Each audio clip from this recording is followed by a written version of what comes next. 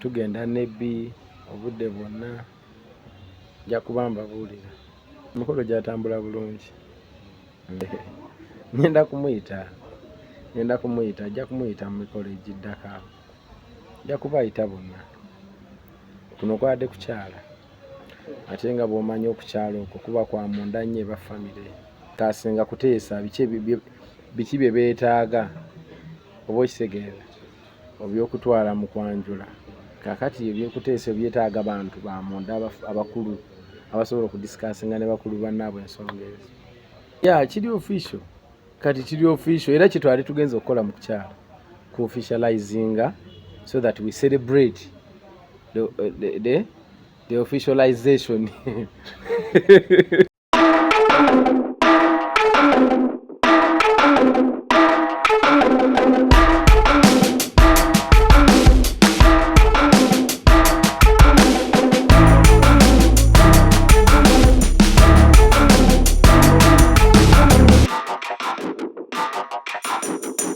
Assalamu alaikum.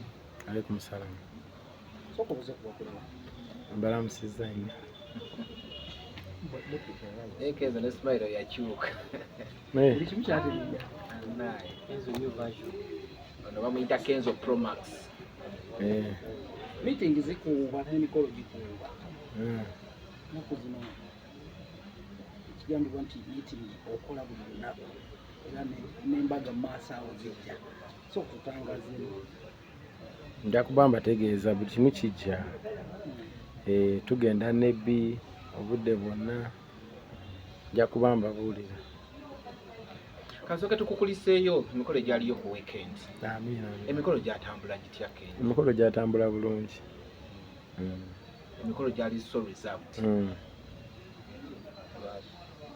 Era abayimbi abamu ne bavayo ne bacomplaininga nga Chameleone. Naga ati yabitegedde Nigeria Davido ekintu yayise buli bantu gwe wane Uganda wekwese and he seemed not happy. Ngenda kumuyita ajja kumuyita mu mikolo egiddako awo. Nja kubayita bonna. Kuno kwabadde kukyala ate nga bw'omanyi okukyala okwo kuba kwa munda nnyo eba famire. Ebiseera ebisinga biba byakudisikasinga kuteesa biki bye beetaaga oba okitegeera ebyokutwala mu kwanjula. Kaakati ebyokuteesa byetaaga bantu ba munda abakulu abasobola okudisikasinga ne bakulu bannaabwe ensonga ezo. Byonna bino bibadde bibeerawo ng'ojja n'olangirira ku stage n'ogamba nti my personal person there we have a key together try to mind just osudiya kubandu losinga ekyalo kibadde nga baga nti badde bakusuubira okubaako ky'oyogera naye wakifudde official. Kiri official. Kati kiri official era kye twali tugenza okukola mu kukyala ku officializinga so that we celebrate the officialization.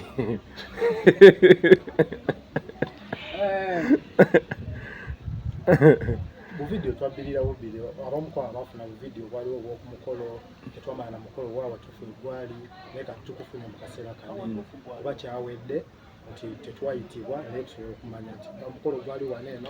Temwayitibwa naye omukolo nga ogwo gwe twagendamu tegweta omanyi gwe gusinga okubeera omukulu. Omukolo ogwo gwe gukonfaminga obufumbo oba okitegedde. Kati engeri gye guli nti gwe gukonfaminga obufumbo guba gwetaaga kubeera quiet. Then embaga it is for celebrating. It's a celebration of kino kye, you understand? Kakati muweri celebration mwena mugenda kujja tujja bayita hane tubayite mu kwanjula embaga mugire mugire. Tubale tukatwaga obadde engeri gy'okirese mu clarifying kuno kwabadde kukyala kati kwanjula kwe kuda kati kwanjula mujje kubanga ko tugenda eri mu constituency nga 3 tugenda nebbi waka ku kyalo we yakulira kati namwe mujja kujja. Bakutugamba date ngeri gy'otuyise ffenna tumanyi. Nja babuulira mu kikwata empola mujja byonoona mwe muli bantu mwabyonoonye dda. Emikolo egisinga tuze tulaba nti ku sayidi y'omukyala bagenda okwanjula omusajja ne bakola lisiti y'abantu bagana okuyita okubaawo ne ku mulundi guno kyabadde bwe kityo. Nze lisiti omanyi kati nze nyina famire yange nyina abantu bange abandi emabega abakulu ate kati abo batekinga over. Wokitegedde ne bagamba okusinziira ku famire yaffe bweyimiridde tujja tambula ne bano abalala banaatusanga mu mukolo oguddako kati yemmwe ne munyigira bwereere nze mbaagala nnyo ndi wanoti nga mwayombi amasimu genfuna nange nga bambi mbaagala nnyo nnyo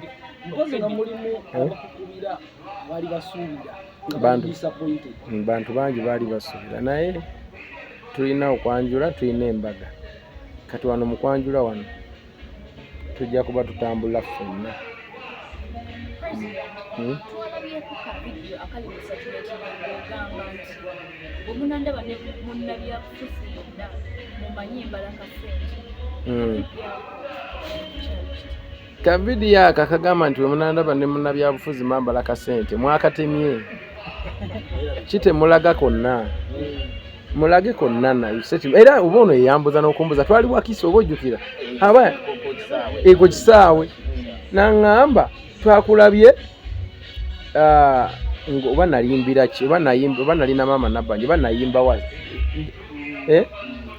nembaga nze bwondaba ku katuuti kaki bwondaba katuuti nga ndi mu kuyimba oba kulaale oba ku ki nga ndina munnabyabufuzi yenna mba ngenze kola kyenali ntegeeza mba ngenze kola ki kola nze siri munnabyabufuzi mba ngenze kugamba bannange ono mulondo ono mukole mba ngenze ku entertaininga mba mbalawo ssente awo era mba ngenze kola kunoonya kawogo kyenali ntegeeza naye mutema bane mujja tutemeramu n'ennimi mutematema obukiriivu.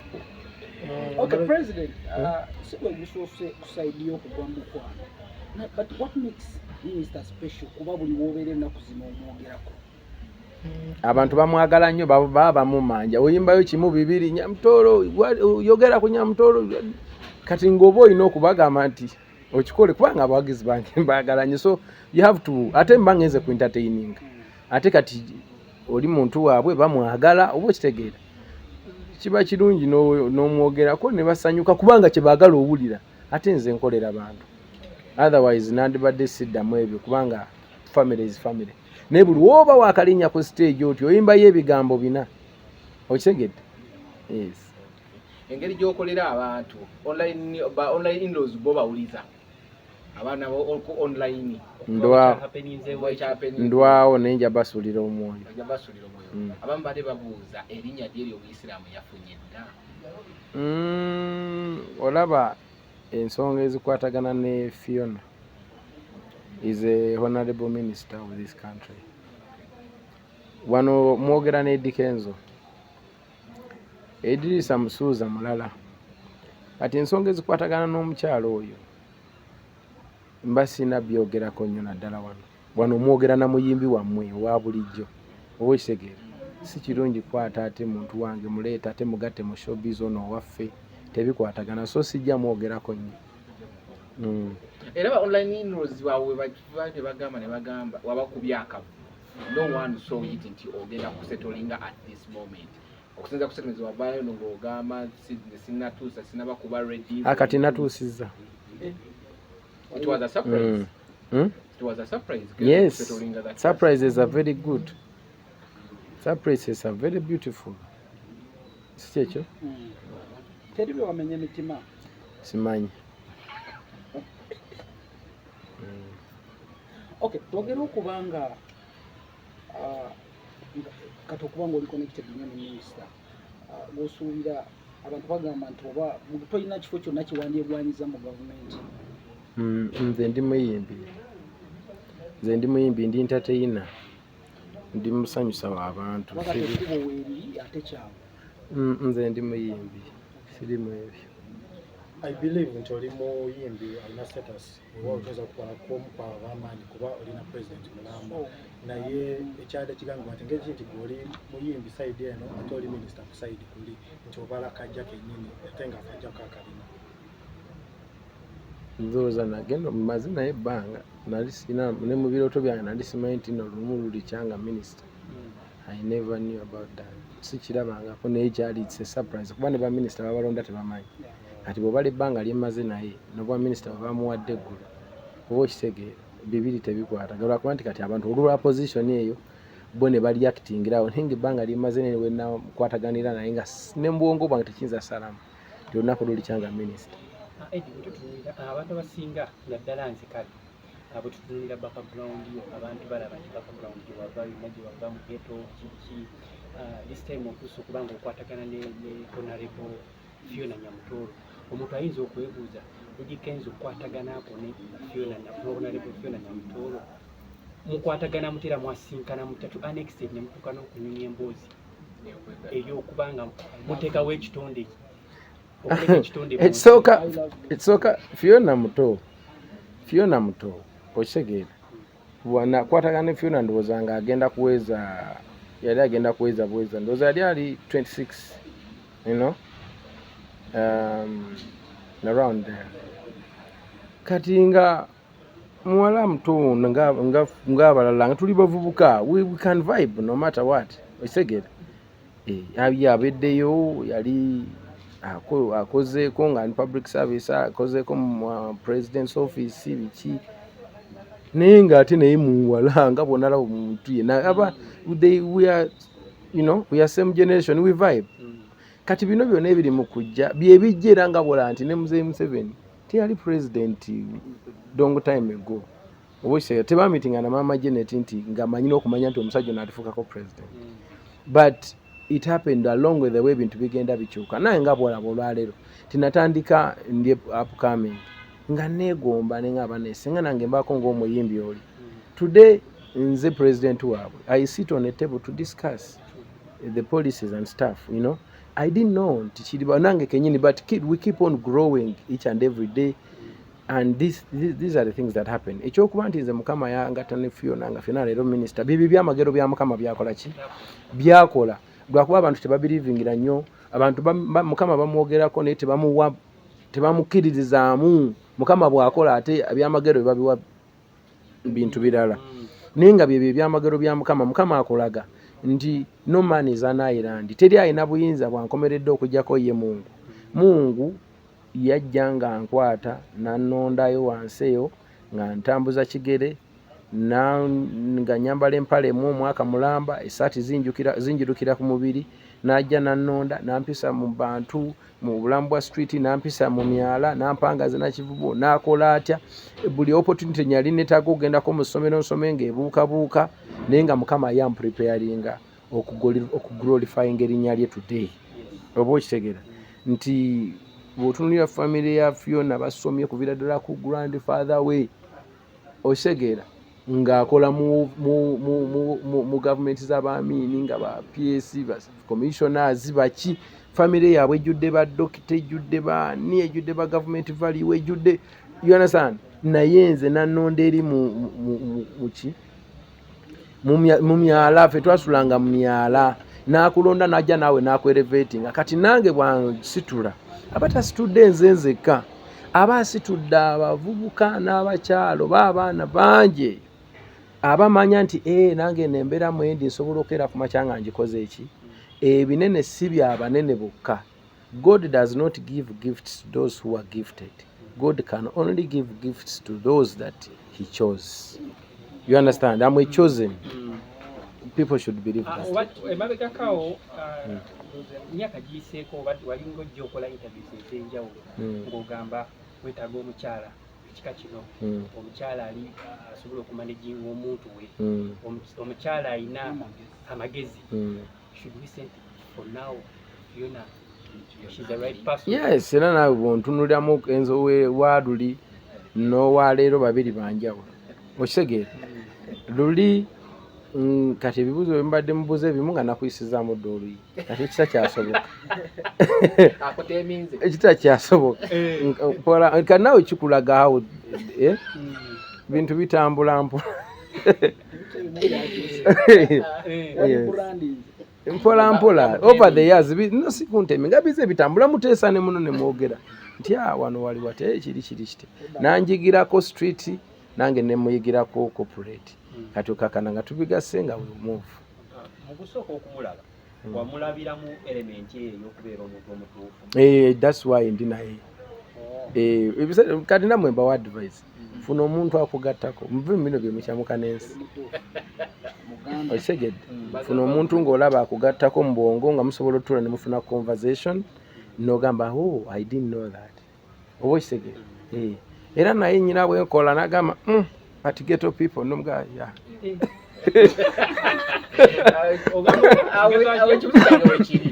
ogambye baku family bajjajawe onaona baasoma bonna she's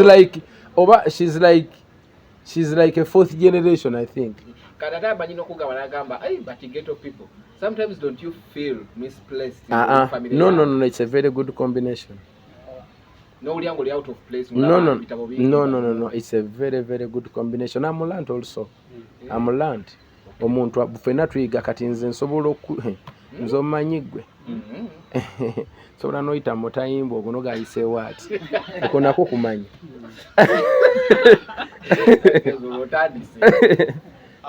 ya buli omu kati fe twayita mu tanuulu University of Understanding bo ne bayita mu University of Learning. ogenda kola otya okulaba ati relationship yo ne honorable minister ogijja mu public mu public teriimu we are popular, we are chosen by God's grace, and people learn from us. You know, we are supposed to be out there as an example to so many who are going to come. Generation ejja egenda kola bye tuli mukola n'okutusinga kubanga they are learning. Ne mistakes that tuli mukola they will not. Otherwise senga tetubaddewo they shouldn't have learned from anywhere. So we are here not for only our sake, but for so many people out there, most especially the next generation. Kabavuka kenamo mwina bye mungizeeko nti naye Kenzo ono tumuze tumulaba atambudde ati interviews ze munkolako every day namwe mwina ke mubuka nemuga kyali wafayina mwaka wani naye kaki, you understand? Otherwise banga lyonna lyentaziza entambula abantu nga bankriticizing kubanga as creative people sometimes we seem crazy to some people because we operate differently. You understand? One time my friend told me, but Eddie, you think you mostly of the time you use the left side of the brain. You understand? Nti ochako bungu uloleza nnyo kusaidia kono. That's why for olumu otubuzaabuza. You understand? Nti yeah, we are not public because there is a lot that you don't know. A lot.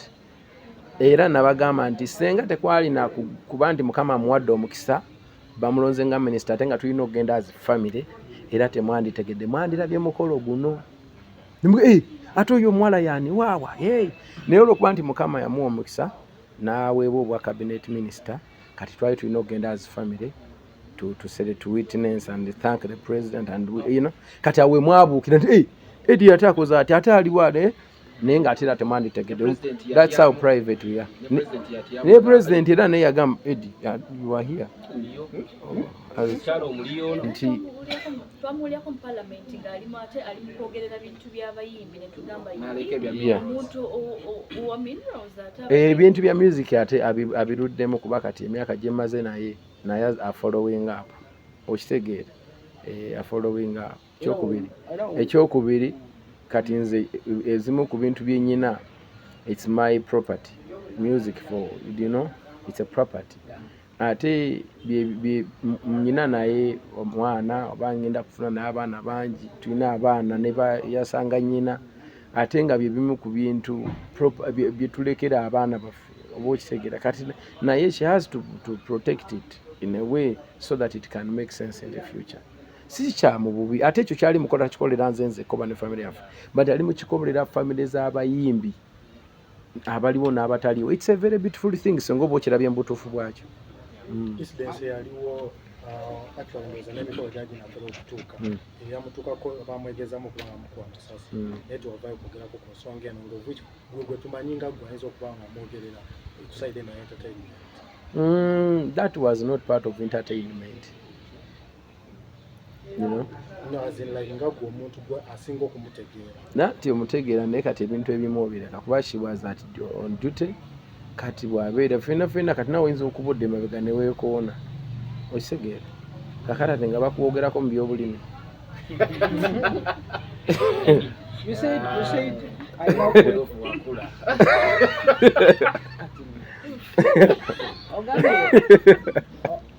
President, Eh? Ogambye alina experience ne ideas mu music. Ate ayagala nnyo music by them. Big talent. She's a very good dancer. twamulaba Big talent is a family. Era inamu ba members.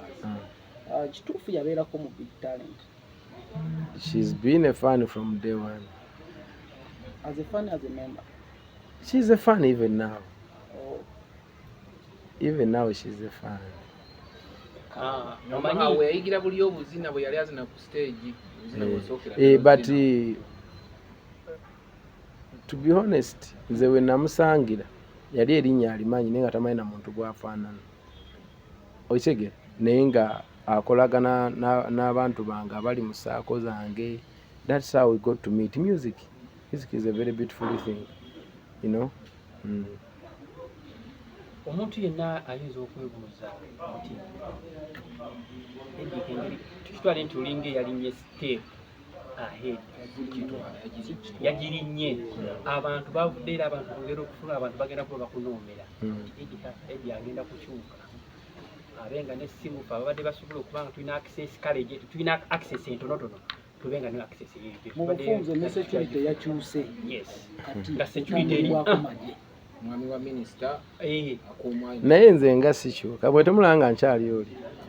Naye ndudde naye ebbanga ddene ng'ate she's a member of parliament. Ebbanga lyonna lyamaze mu parliament mbadde naye lyonna. Kuba nagenda omufuna olowooza nga agendayo bugenzi. Kati ate n'ekirala nze ndi Eddie Kenzo. Nothing can excite me. I'm known worldwide. Do you know what that means? You understand? Bw'otunula ku all my following, even my YouTube alone, it is going to over 1 billion view. You understand? But did I ever change? Nali nkyuseeko. Nothing can excite me, not even money. Nze ekintu kyokka ky'oyinza n'okunzibira mukundaga mukwano. Nze njagala nnyo omuntu alina love, era olaba ne namawulire. Ebiseera ebisinga ntambula nammwe because there is something I feel about you people. We connect. Otherwise, there's nothing can change me. Oyina we wali performing actually that was on Sunday. Ogamba agayayinza okunkonda mu liiso ku blankets and Omanyi nze ndi entertainer. Nze bwe mbeera ku stage, I'm an entertainer. Awo mbeera be on a place. Oyinza n'okunsanga ku stage okwo nga nzijidde mu kombati y'amagye ng'eriko n'amayinja. Okuzannya mba nzize kuzannya nga w'amagye. Okitegeera? I'm an actor by the way. Ate bwe mbeera ku stage, I'm an entertainer. I come to entertain. I can say anything. Era ebintu bye njogera ku stage mwe mbitwala serious. Muba mwerabidde Kenzo yaani. Okujjako senga obunsanze nga wano. Olumu na wano ku interview era ntera okuyisamu bu jokes. Okitegeera? Kati nga n'oli kakiripu kagambye nti bw'osanga ne munnabyabufuzi mbambala kasente. I was replying nti bw'onsanga nga ndi eyo ku bituuti naye nalikireeta in a comic way because okuzanya it's part of me. You understand? I'm a creative art and I'm an entertainer. Ndabu kubamu awo kajoko kamu bubiri. You understand? Ku stage. Eba nange ali gweda yewa Fiona mukume. Zagala mbande mulwali mbangezako. Masanyisa abantu bange. Bize byagero okubira ddala mu ntandikwa wamu yanjula eri abantu bagamba tulending tears sazo bakube surprise abo abo kati balina liberty to say whatever they want because kati they by the way it is fun for them online in they are very happy and baby nabye boogera it's okay bagende maaso kubanga it is fun. It is the reason why we are here actually. Go manyi bantu bameka betujjako stress. Obo isegera. It is okay, let them go on. It is fun. Nawe wenyini abakompe and abacontrastinga bintu ebimwe bikulowoza nti omwana yati alikoza kufaananyi n'agamba laba couple laba neki n'abaagalana kati lisetebasikayo couple gwe nebakuteekako abaagalana. Abantu bali eyo they are going through a lot. When they mock people, when they put down others, it gives them joy n'agamba kale nange kasita muvumi watch together. It makes them feel good at some point. So if it is going to heal someone to put you down, you let them heal. Kubanga titwaga kubeera mu nsi nga people, if someone okuvuma kye kimuwemerembe, let them do. Mukama bw'abasazewo alhamdulillah, you know. Nga president mabegako waliwo abaana ba wuma nga management ya wuma obanga abakulira nga kawondo ka wuma bajjako sente abavubuka abayimbi mwabo mulimu n'amakula alimbi bajjako sente amakula alikomendinga Halima alikomendinga abo abaana bajjiwa wa president bana genda bakolera ki bagaba mugende wa president ate nga tewabirimu sabirimu and the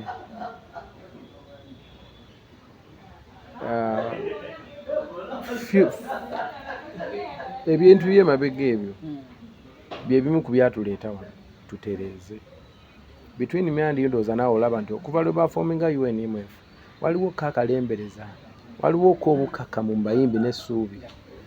Olwaleero as we speak copyright ro bagidiscussingako mu cabinet oshegera last Monday. Now ndowooza bagenda kuddamu bayostemu ng'omulundi gumu then bagirete mu parliament. Kiri eri mu kutambula. Senga tetwavayo ne twegatta, we shouldn't have achieved this. You understand? Kati ebyo nti ati simanyi babani simanyi byakola biti tutulina sako eri very organized okujjako yeka abantu kubanga you cannot make everyone happy. There are some people who see things different. Naye abo ababiraba mu butuufu bwabyo, they are very happy and the future is bright. Kati ebyo eby'eddambo simanyi ate byali biki ffe tetubiriimu ffe tutunudde wano tukola ki era omuntu yenna accusing abantu abo for history, for what happened, they should just handle them that way. Bino ebyeno biki birala. And if we ngaba UNMF, we cannot get into issues tesobola kugetingamu issues za UMA because they don't affiliate to the federation yet. We can only handle issues as our member federation. Yes. President, anaweka kwa utawala tuwebuza lwaki abamu kwa abantu baholdinga positions ez'amaanyi mu federation bazze bavaayo kuli Anson Halima tutumaina kumanya ayinza kupata ali mu ggwanga. Anson teyavaayo. Anson yagenda ali Canada naye yaŋŋamba he will be there for some time because ayina byali mu kumaliriza ng'omuntu. You understand? Ani omulala? Nina Rose ayagala kwesimbawo bwe ndaba agamba. So she wants to stand for, so she has her political reasons, I think. Daddy Andre naye alayika alina kyagoba ng'omuntu. Buli muntu alina emitambulo gye. Juliana talina tabu, yali agambye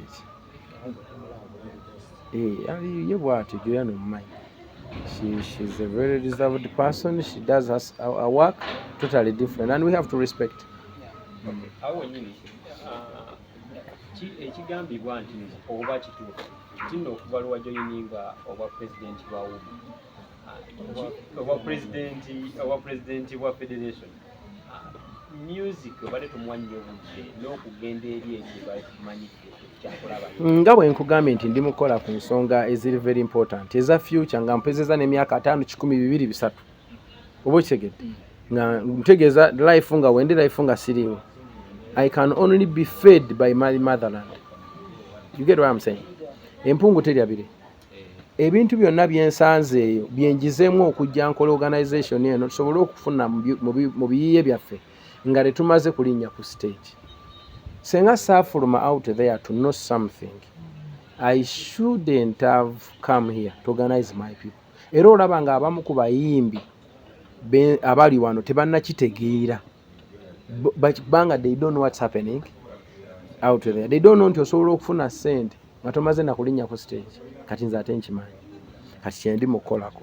Ekyo nno bwe mmala okikolako n'enkigusa ng'omuyimbi asobola okufuna ssente nga tamaze kulinnya ku stage. Kitegeeza n'ese kiwalinze ne bwe naaba nkadde nja kusigala nnyingiza. Ekyo kyendiko. kisinga ogenda ebulaya n'otalaga nga wano oleseewo kituli. Ekyo bwe naaba nkimaliriza then nja kuddamu zituwa kuba nakakansolinga tours eziwera oba nga mmeka oba okitegeera. And nze Mukama yannyamba nenjiya ennyimba nga zisitya loosi zebalomba zaani. These are timeless songs. I will even go and perform on festivals ne bwe ndiba nnyina emyaka 5 6 as far as nkyayina amaanyi. I will always go and perform because festivals zimpita almost all the time. But I had to pause soke male kino abika ebibiri taliira. You cannot serve two masters at a go. Mabegakawo tulina ekiwandiiko kye twalaba nga kigamba kuba nawe wali watugamba nti abayimbi abamu abali bajjayo akasente mu ssako abamu kwabo baali bakazzaayo abalala tebakazzaayo. Naye kigambibwa nti ofiisi ya IGG tibaali babanoonyerezaako okulaba enkozesa ssente zo mwazikozesa mutya era mugenda siibwa. Okusinziira ku kiwandiiko kye nalaba want you to clear the way. That is propaganda. Simanyi IGG, simanyi kunoonyerezaako, simanyi what. That's a propaganda. You understand? Fe emirimu gyaffe tugikola bulungi. It is not hidden information. Namwe bennyini bannamawulire bwe mwagala musobola okugendayo ne bababuulira everything. You understand? Tetulina nsonga lwaki tutandika okukola obuyayi here and there. Nze okuva lwe natandika okuyimba nakati naka ndowooza nga vuzeeko nze zenkoze ne billions ze naakakolera abantu. Billions of money. Money is not something new to me. I don't think nti nsobola okuddaawo ne zinzirusa ne banaye baleese. No. Wano we tutudde nagulawo emyaka emeka emabega mwe mumanyi. Olowooza wa million emu. You understand? Naye I bought it long time ago, you remember. So money nze sobola kubba sente ya muntu oba no. But I'm trying to make sure ntereza ensi yange njigattako kyendiko. Mbozi abanayimba bayimbeza emikolo boto abayimbi twaba list twayikozedda. Mwe mugende mugule engoye zitegeerekeka saa kujja mwambadde ebintu byammwe bimusanze. Okutte kamera ozungazunga buli wamu mbamanyi. Okutte kamera ozo oyambadde bwoti ku mukolo gwa munno mujja sigala ebweru. Omanya bayimbi abayimbe nyimba ze Yambala ekkanzu. Ekkanzu yambala ekkanzu tekako ekkooti ya. Teweetala ate nnyo.